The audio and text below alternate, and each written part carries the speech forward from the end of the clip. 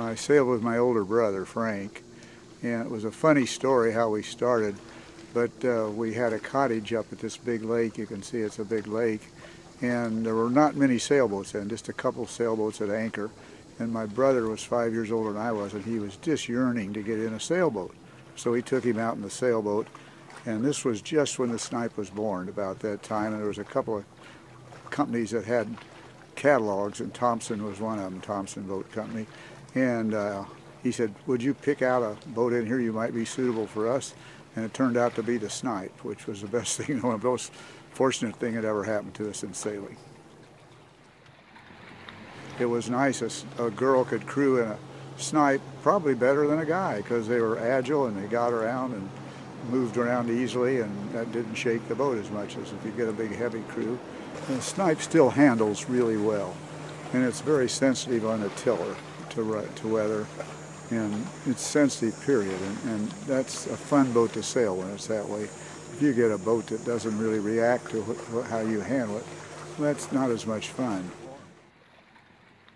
I think the college, a lot of the competition is cutthroat, and if you can use the rules to your advantage, you just do that. And I don't think the Snipe class grew up that. They were a family class, and fathers and sons and men, husbands and wives, and they knew that getting along with each other was really important.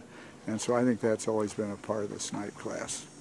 I would hate to try and win the Nationals today. I think they're a good brand of sailors that are in the class.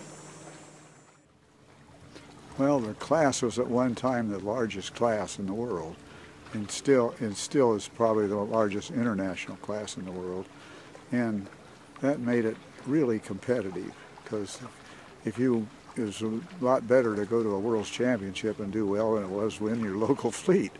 So there was a lot of competition, and I think competition just increases the ability of all the sailors. The class is such that everybody's trying to help each other. It's sort of, I consider it to be a family class, and that was a real good thing, because all the things that happened were talked over, and so there were no secrets in measurements or in design of the boats. It was just camaraderie, and it was just, if you went fast, they analyzed your boat and you tried to tell them what it was, and it was no problem, I think. I was all foul weather gear. I had pants, a shirt on, and a sweatshirt under that because I wanted to keep warm. And I looked back at Dick, and all he had was a pair of swim trunks, and that was it. Well, maybe he had shoes on, but anyway, I said, Dick, aren't you a little cold?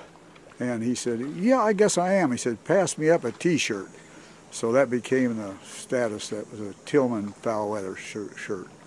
Just a t-shirt is all Dick needed. I don't know if it's ever been worn. Yeah, it was worn that day in South America.